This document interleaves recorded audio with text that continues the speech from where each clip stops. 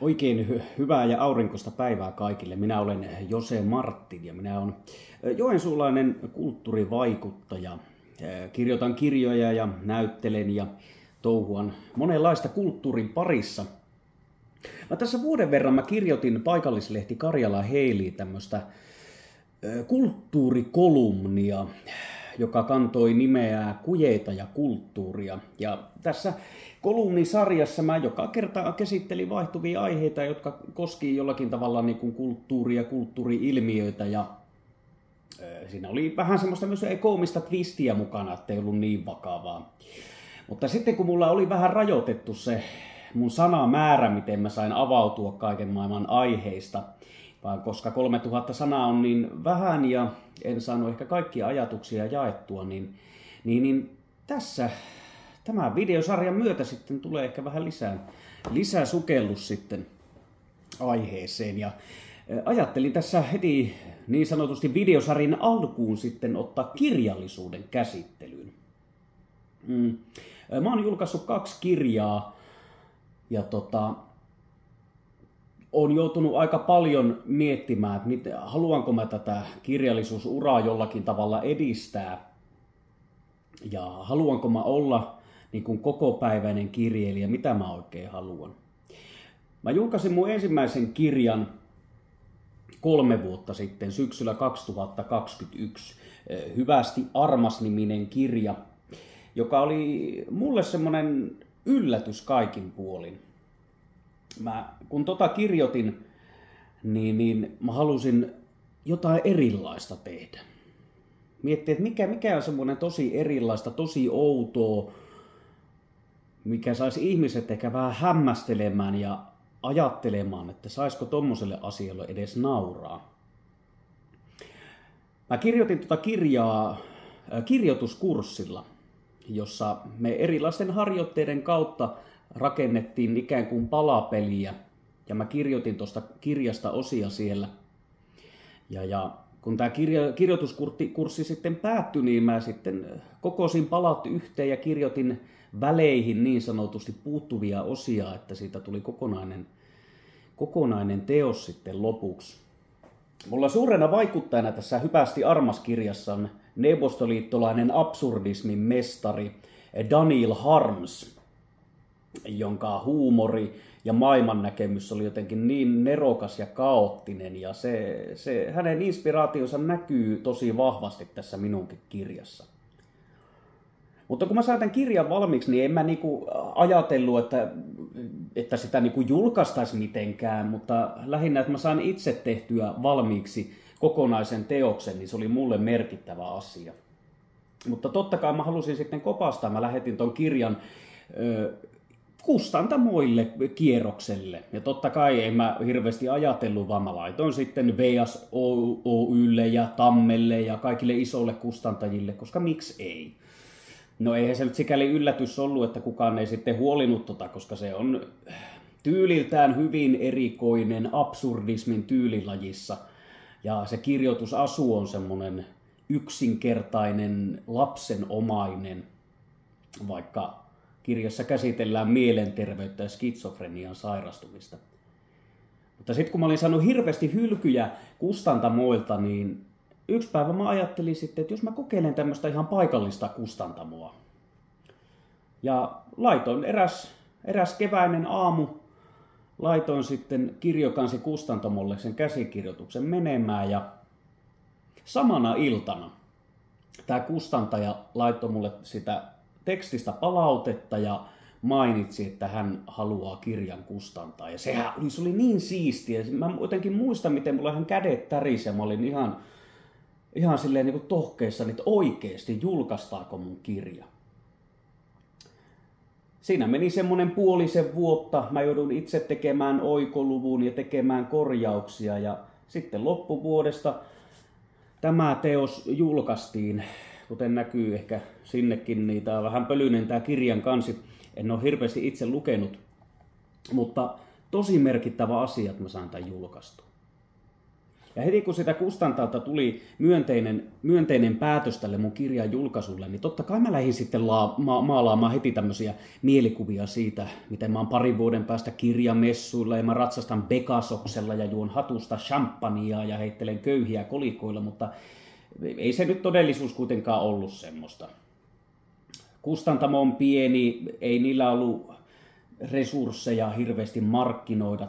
Ne hoiti käytännössä ton kirjan painatuksen, julkaisun ja levitti sitä kirjastoihin ja lähetti lehdistöille sitten niin kuin arviokappaleita. Että ei siitä sellainen taloudellinen menestys niin kuin mitenkään tullut.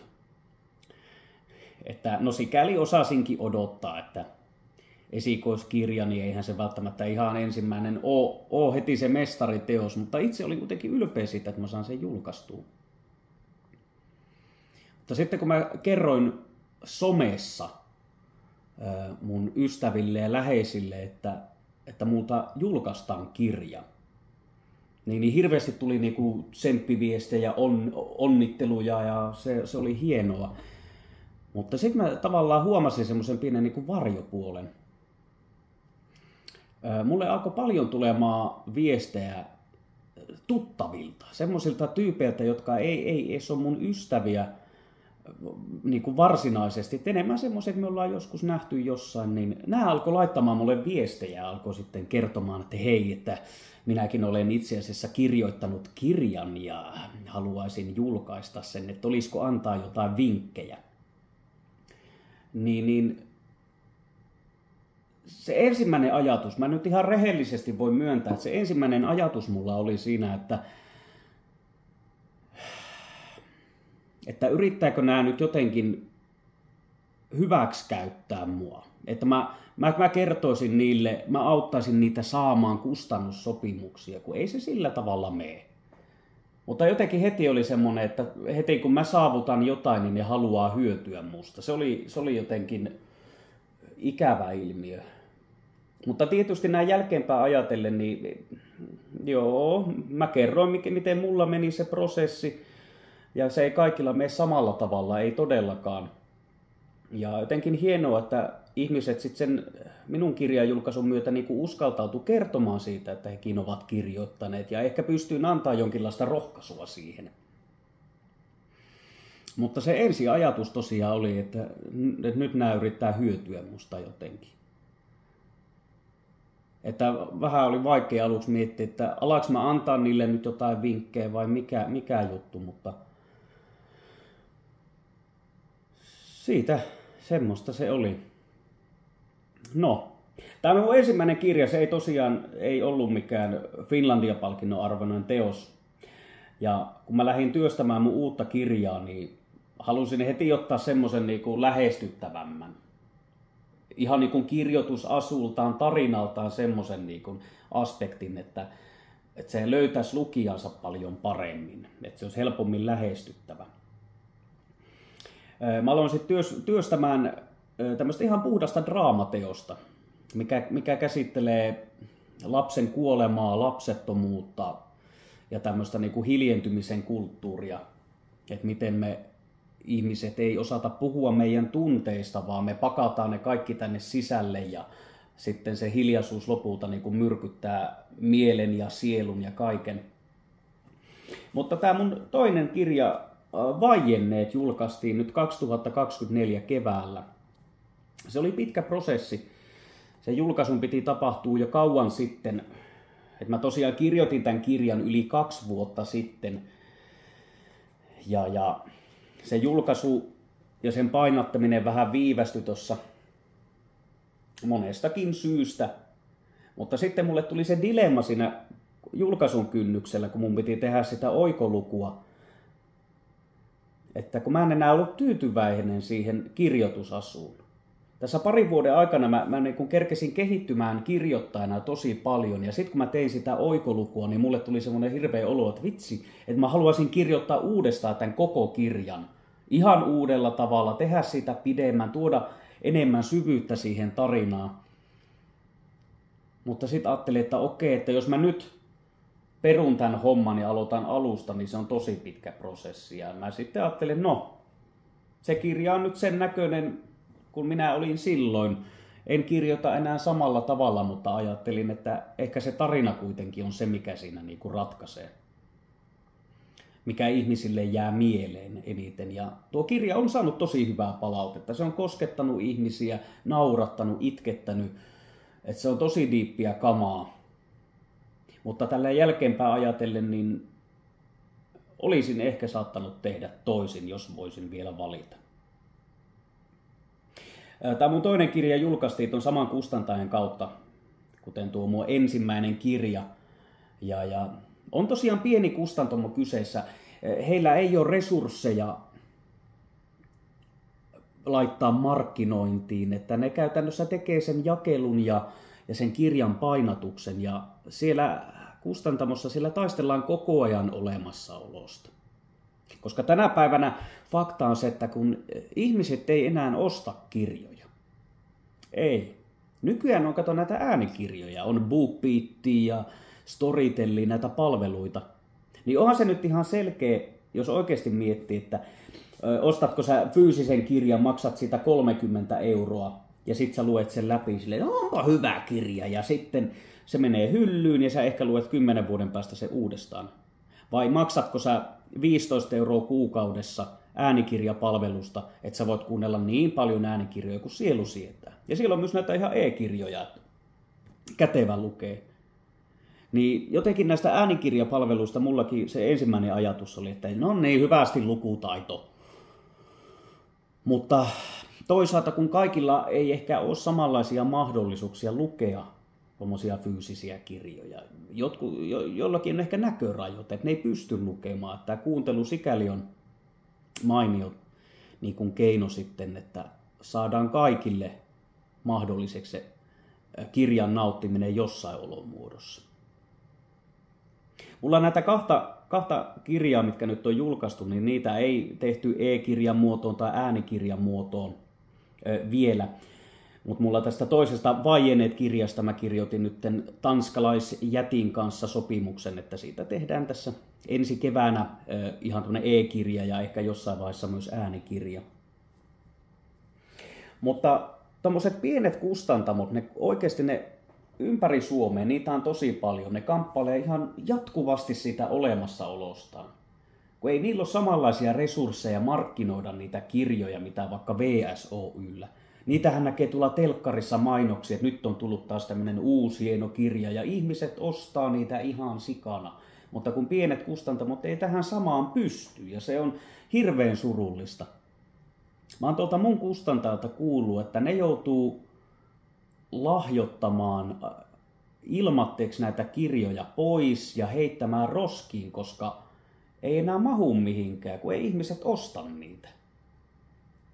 Mä en tarkasti tiedä, miten paljon näitä mun teoksia on niin kuin ostettu, mutta et se voi olla, että niitäkin heitetään roskiin jossakin vaiheessa, kun ei porukka enää osta niitä.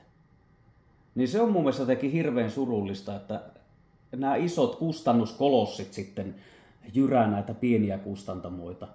Ja se aiheuttaa sen, että pienet merkittävätkin teokset jää lukematta, kun ihmiset ei löydä niitä eikä osta.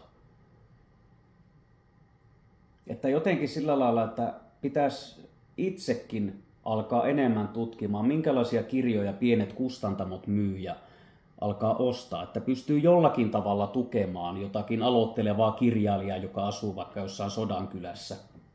Koska mä jotenkin itse tiedän sen, että olen kirjoittanut kirjoja, mutta en mä vielä mikään Finlandia-ehdokas ole, en todellakaan.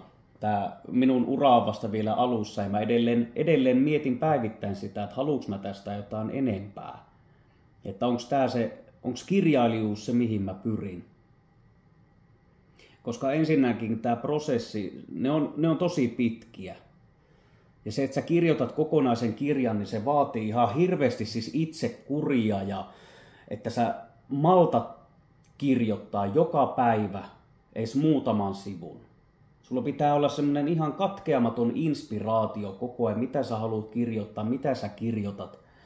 Ja sä joudut tekemään sen kaiken ilmatteeksi. Et sä saa sitä palkkaa. Sä teet sen kaiken muun elämän ohella.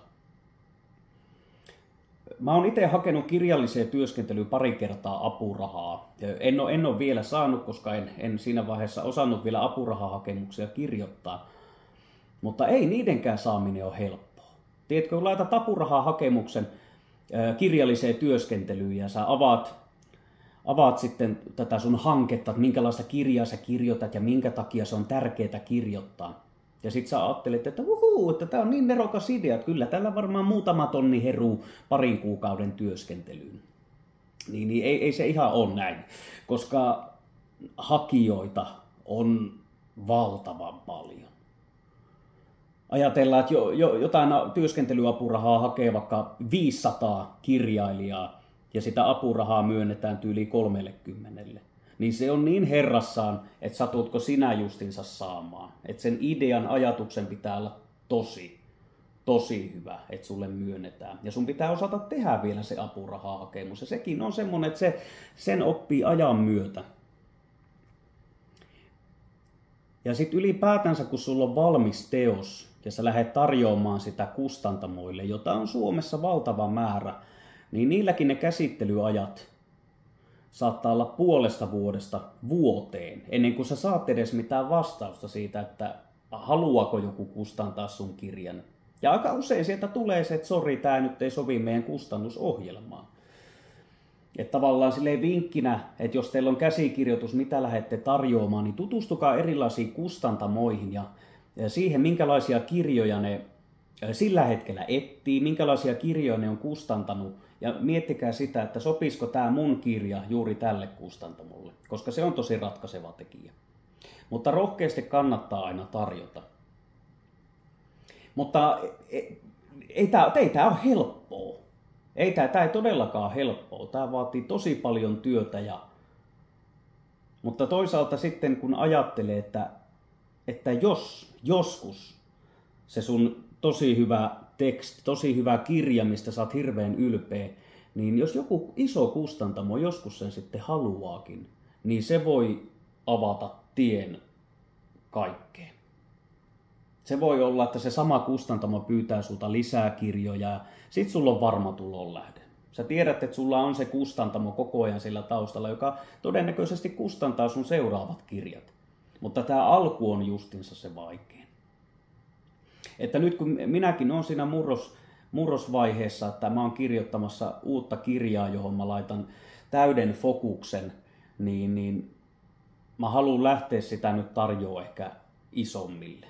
Että mä teen niin paljon työtä, että joku isompi kustantamo haluaisi sen mun tekstin ja haluaisi julkaista sen, niin sit mä ehkä pystyisin realistisemmin näkemään, että mitä se kirjailijuus on. Mihinkä tämmönen isompi kustannussopimus, mihin se voi johtaa tätä mun uraa. Mutta tämä alkuvaihe, tää on työläs ja saa jotenkin epäilemään aina itsensä. Mutta kyllä se jollakin tavalla, että se on niin vörttiä, tiedätkö, kun joku on lukenut sun kirjan ja sä saat sitä palautetta, että joku on tykännyt, jotakin se on koskettanut, joku on tehnyt oivalluksen siitä sun tekstistä, niin nämä on ihan superhienoja hetkiä. Mutta ei tää ole helppoa. Että jos sinä katsoja siellä mahdollisesti olet kirjallisen urasi alussa, niin pitää vaan jaksaa. Se on niinku ihan karu totuus. Pitää jaksaa kirjoittaa, pitää panna parastaa ja se kärsivällisyys, se on erittäin tärkeää.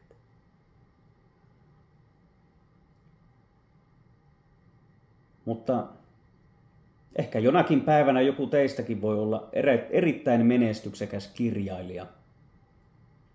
Mutta se alku on aina se vaikein. Joten rohkeasti vaan ja niin sanotusti lippu korkealla kohti uusia pettymyksiä, koska niitäkin varmasti tulee. Ja tämmöisenä inside-vinkkinä minä saan eräältä menestyksekkäältä kirjailijalta kerran vinkin, että kirja-alalla pitää olla röyhkeä. Niin Mä vielä vähän prosessoin sitä, että millä tavalla mä olen röyhkeä sitten tällä alalla. Että onko mä kyltymätön tuputtaja näiden mun kirjojen kanssa. Mutta jännittävää. Kirja-ala on mielenkiintoinen ja saa nähdä mihin tää menee. Kun äänikirjapalvelut ja e-kirjapalvelut, niin ne korvaukset, mitä me kirjailijat niistä saadaan, niin ne on tosi pieniä. Se, että ihminen lainaa kirjastosta vaikka mun kirjan, mä saan siitä suurin piirtein 30 senttiä per laina. Se on ihan ok. Sitten jos vaikka 500 ihmistä lainaa muuta kirjastosta kirjan, niin kyllähän se tekee jo ihan kivan pikkusumman. Mutta sitten jos ihminen ostaa fyysisen kirjan, mä saan siitä taas huomattavasti enemmän rahaa. Mutta nyt tänä päivänä taistellaan tosi paljon noiden ääni- ja e-kirjapalvelujen korvausten kanssa, koska ne on oikeasti kohtuuttoman pieniä. Sen takia mä aluksi mietin näiden mun 2 kirjan kohdalla, että mä en haluakaan niistä e- tai äänikirjoja, koska mitä mä hyödyn siitä. Että mä näen työn, ison vaivan siitä, että siitä tehdään äänikirja, mutta sitten se korvaus, minkä mä saan siitä, niin on järkyttävän pieni. Mutta sitten mä ajattelin tämän Vajenet-kirjan kanssa, kun mä tarjosin tälle tanskalaisjätille sitä kustannettavaksi niin kuin sähköisessä muodossa, että okei, ehkä mä en välttämättä saa sitä miljoonia, mutta ehkä tämä kirja löytää useamman ihmisen silmille. Ja toisaalta se voi sitten toimia ehkä ponnahduslautana johonkin. Ja kun useimmat ihmiset lukee mun kirjan. Mutta on se kamppailua edelleen. En ole itse ihan vielä varma siitä, että mitä mun pitäisi ajatella tästä kaikesta. Mutta tää on rankka ala. Kunnianosoitukseni ja hatunnostoni kaikille, jotka jaksaa kirjoja kirjoittaa ja elää vielä sillä, että se on päätyö, että kirjoitat kirjoja, niin se on varmasti tosi hienoa ja arvostan heitä suuresti. Mutta tässä on paljon pureskeltavaa. Jos siis joskus haluatte ryhtyä kirjailijoiksi, niin miettikää hetki, että onko teillä oikeasti motivaatiota ja inspiraatiota ja itsekuria kirjoittaa ja mitä kaikkea se vaatii. Minä en ole vielä ammattilainen tässä, mutta jos joku vaikka joskus haluaa jotain vinkkiä tai jakaa ajatuksia mun kanssa, niin saa laittaa viestiä. Musta on mielenkiintoista keskustella tästä näin. Jos jollakin on vaikka enemmän kokemusta kuin mulla ja haluaa antaa mulle vinkkejä, niin kyllä mä otan mielelläni vastaan. Mutta on se jännittävää. Kirjoittaminen on siistiä. Se on siistiä. Näihin ajatuksiin päätetään tämä video tällä kertaa. Kiitos teille ja näkemiin.